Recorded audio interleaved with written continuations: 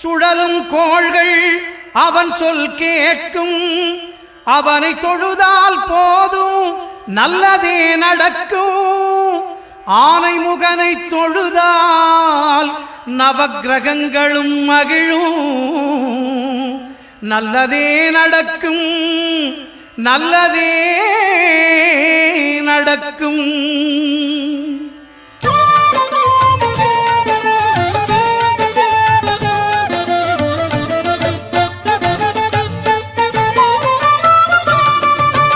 ஒன்பது கோளும் ஒன்றாய் காண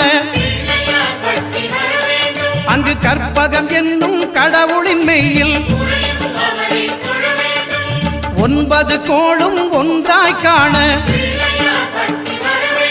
அங்கு கற்பகம் என்னும் கடவுளின் மெய்யில். சூரியன்